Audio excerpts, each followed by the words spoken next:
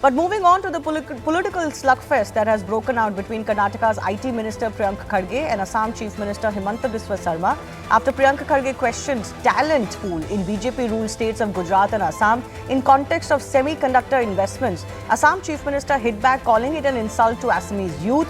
What began as a debate on industrial policy quickly spiraled into a full-blown war of words.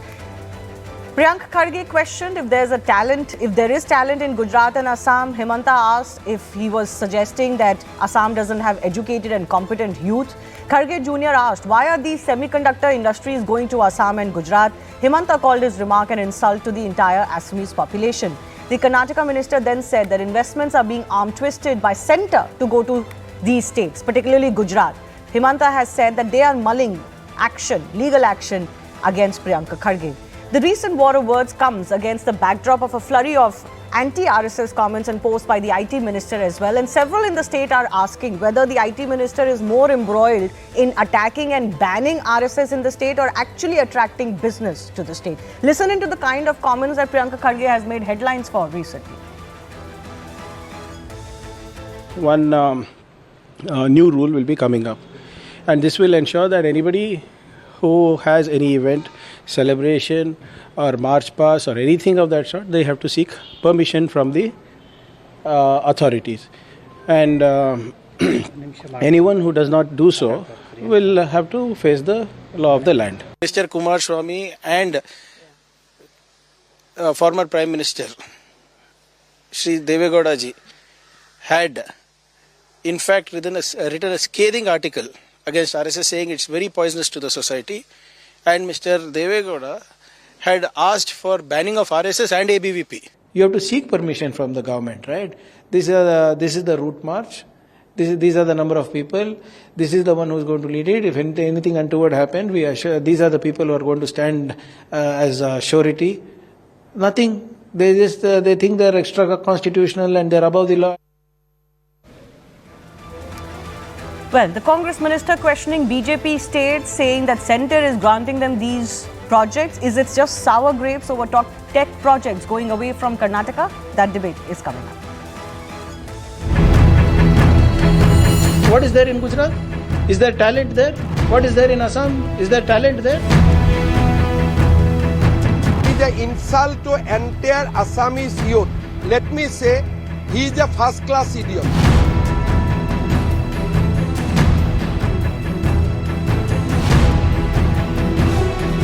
All the investment that is coming to Karnataka is being arm-twisted by the central government to go to Gujarat. You are incompetent to get investments. Why are you blaming those who are actually making the effort and taking it?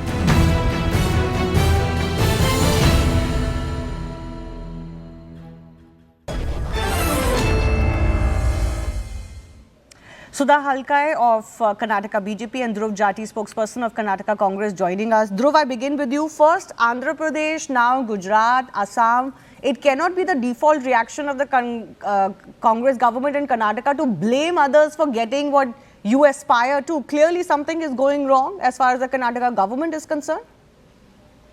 Not at all. I mean, this is the BJP's dirty playbook. Whether it's Karnataka, Tamil Nadu, Telangana, the BJP is running its machinery where it's busy snatching investments from opposition-ruled states. If a company wants to invest in Bengaluru, there are BJP agents who are diverting it to a state that is unfit for industrial growth. And I'm not speaking noise. Let me speak with numbers. Assam, despite it being rich in natural resources, it suffers from being landlocked, isolated, and also logistically expensive. It has poor connectivity, there is credit crunch, and massive power outages. The BJP wants to drag semiconductor units over there. Do you think it's feasible? Does this look like development? Should they not aspire for it? It's delusion. No, once again, are you going to decide what other states should aspire to or not? Not at all, Shivani, but let's talk about the feasibility. Let's speak numbers. I'll bring up the logistical nightmare in front of you. To move a 9-ton truck from Guwahati to Kolkata, which is 1,100 kilometers, is going to cost you about 20,000 rupees. The same 9-ton truck from Chennai to Kolkata, which is 1,600 kilometers, 500 kilometers more, costs you just 16,000 rupees. So you are saying investors... there is a 25% disadvantage built in Assam's geography. And even before you switch on the chip machine, this is the logical difficulty that you face. And so you are saying economics doesn't lie to investors you, don't Shivani. understand this? You're saying investors don't understand this and they are just functioning under this quote-unquote pressure of the central government? No, you see, even if you look at the IRJESS statistics, they say that setting up an industrial unit in Assam costs 25% more than compared to Karnataka. So are they, building an industry, or are they just building a basic headline? Shivani, investors are smart. They're also aware that Assam is heavily dependent on the center. It receives more than 60% of its revenue from central funds. Himanta's government has failed to capitalize on its talent hunt. It's failed to make the economy independent over years together. And the reason why I say this is because we shouldn't see another blunder. You remember what happened with the Teesta 3 hydroelectric project in Sikkim? It was aggressively pushed by the center. What happened? There were delays, cost overruns, there was a collapse, the flooding that happened. And why this is because the state did not have the capacity to deliver. Do you really want to see a repeat of this with the semiconductor industries in Assam? Okay. No, but in the case of Andhra Pradesh also, when Google chose Andhra Pradesh over Karnataka, then also you said this is center pressure. So is Andhra also unfit for investments?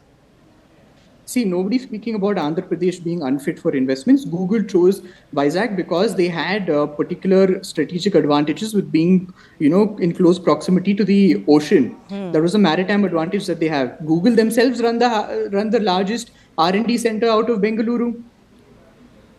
No, so you're not able to tell me you are opposed to Andhra also because they somehow snatched the Google deal from you under center pressure, because that's what the Karnataka Congress said. Right? No, Shivani. And you Shivani, are also opposing to other states that may have been historically disadvantaged or geographically disadvantaged. You are saying they should not even bother to set up any ambitious industries because it costs more there right now. I mean, I'm not understanding your point. Everything should come to Karnataka and Bengaluru by default, whether Bengaluru has created conditions for it or not. Everything should just by default come to Bengaluru. See, Shivani, development can't be dictated. It has to be built. And that's what Karnataka did over decades with talent, infrastructure, and trust. You cannot manufacture that overnight by politically pressurizing companies to invest into BJP-ruled states. That doesn't work. It's failed. You saw that happen with Sikkim, and you saw the amount of I'll come back to you whether current Karnataka government has done enough then to, continue that investor confidence. Because the allegation against the Karnataka Congress is that you've not done enough since coming to power. You look at the situation in Bengaluru, it is already jam-packed. It doesn't have the capacity for any more, clearly. For 2025, so if you've not done that, obviously investors have to look elsewhere. Even businesses already existing in Bengaluru, certain places in Bengaluru, they're moving out because they feel they cannot sustain their businesses in those locations in Bengaluru. No, but I'll come to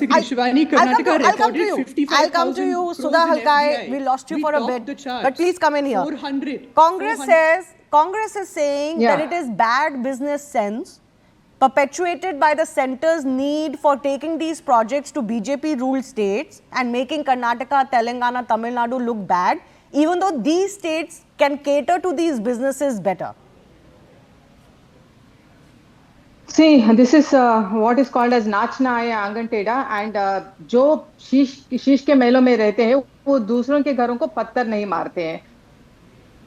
Exactly what Mr. Priyank Kharge has been doing all this time in the past 2.5 years. We have seen how negative and how unhealthy attitude of his is towards the investors as well as towards the people of the state and towards the people of his district.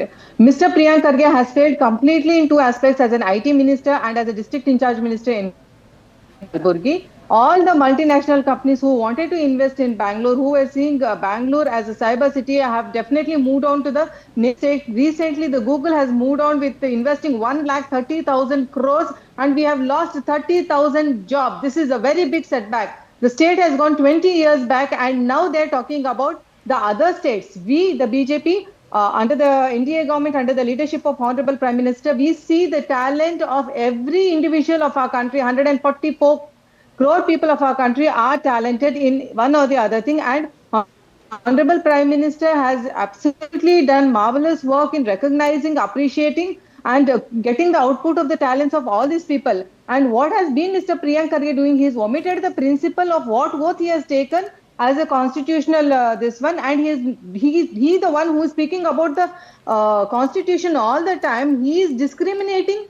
He has been doing this since long. He's been doing this as a take it caste wise or take it as the talent wise, and how he's going to justify Kalburgi's progress, which stands 35th. That is the last district in Karnataka. Take it 10th result, take it PUC result, take it malnutrition, take it the migration. Maximum people in Kalburgi are migrated to the other place today for their jobs. Okay. How is he going on to the issue utilize of the talent? This is the talent of Mr. Priyank Kharge. On the issue of Priyank Kharge, Dhruv, please respond to this. I mean, the IT minister is seen embroiled in a one-man mission to get RSS activities banned in the state. That is what he has been in news for the last 2 weeks. That is what he is speaking to the media on a almost daily basis. I'm not sure you're making the case for the fact that you care about the industry in Bengaluru as much, in Karnataka, as much as you care about banning RSS. Shivani, that's incorrect. Karnataka recorded 55,000 crores in FDI inflows in 2025, and we topped the charts in India. You see, when the BJP talks about a double engine and what they're doing elsewhere, Karnataka is showing what a single and an efficient engine can do. Are you saying that for being number one in the charts, that Karnataka is shooing away investment? We have close to about 400 R&D centers, 10,000 startups, and the highest number of unicorns in India. What about the potholes? No, so what about the garbage? What about the basic things which was going on over here in Karnataka? Let's speak, or you want to speak about what happened during BJP's tenure, during 40% Sarkara? Do you want me to remind you about the horrors of what happened to the contractors and to the number of people that committed suicide? Shivani, you see, has got a clean every sheet global from the Honorable every High Court global tech, and from the commission, what you people had formed. The Congress had formed a commission to verify the 40% Sarkara, Apple, and the 40% Google, Sarkara is Tesla. absolutely clean and clear. Now the Congress government has come up with the 80% Sarkara by the contractors and all other associations. Okay, one by one. And that's why, and Shivani, that's why we top the charts. You haven't quite addressed the issue of your IT minister's misplaced priorities, I think. No, why do you say that the priorities are misplaced? Because that's what he's been on about. Because do we rank right below in terms of FDI or in terms of how much tax devolution that our state gives to the center? On the successes, as they say, resting on past laurels of Bengaluru, right? Nobody's taking that away from Bengaluru. But you look at the statements by Congress leaders on structural issues, infrastructural issues in Bengaluru. For everything they have now, even 2 years after their government said, oh, we can't solve this problem, this is not solvable in one go. You are asking opposition to come and give you alternate ideas. They're not having the money in the exchequer. How bad does it look that opposition MPs have to come and give you alternate ideas, as Tejasvi Surya did? No, what is wrong with Tejasvi Surya coming and presenting his ideas? I mean, we are a healthy democracy. We look forward to having ample amount of discussion over every issue. Now, I do not like the fact that the BJP... Sudha, I did not interrupt you when you one by one. Sudhaji, I'm coming back to you. Sudhaji, I'm coming back to you. 1 second. There's no democracy over there in Karnataka. I did not interrupt you. Yes. Dhruv, 30 seconds, please. Right. So now I do not like the fact that the BJP in Karnataka is painting a bad image of the state when the state is doing so well. The numbers speak for itself. We top almost every single chart. And the fact that the BJP is trying to, put the state down. Apple, Google, Foxconn, Tesla, everybody is in Bengaluru because of stability, but this transparency attitude that talent. if you criticize anything in the state, then you're bringing down the state. This has been used against industry leaders. You're using this against opposition. You're using this now against other BJP states who might want to compete with a Karnataka or a Bengaluru. How is this fair? But let Sudha Halkar come in for 30 seconds. Yes. Ms. Sudha. See, I'll put forth the facts. The farmers are committing suicide. The officers are committing suicide. 2 teachers have committed suicide because they have not got the salary for past 3 months, and they have been repeatedly asking the government, and they have been repeatedly writing the letters, but the government is deaf and dumb about this. And what Dhruv is talking about the democracy, where is the democracy? When the topmost industrialists are vocal, take it Sudha Murthy ma'am, when she denied to participate in the caste census, she was spoken right and left by the Chief Minister of Karnataka. How unethical. Then again, when there was Kiran Mazumdar, when she asked about the good infrastructure, about the potholes and the garbage, Then the IT minister and the deputy CM says that you could have been jailed if you had raised the same voice in the other states. This is the way, this is the democracy which is going on over here. The police officers. And one more thing, the IT minister, he has declared once as a 10th pass, and once as a second year PUC pass, and once as a graduate in 3 different elections. Tell me, this person who is a second year PUC pass talks about the talent of the other states. Of other states. Is that fair? To reduce it to the fact Yeah. that Bengaluru has talent and other states don't, are they not allowed to build that talent then? We'll leave it at that. I do thank our guests.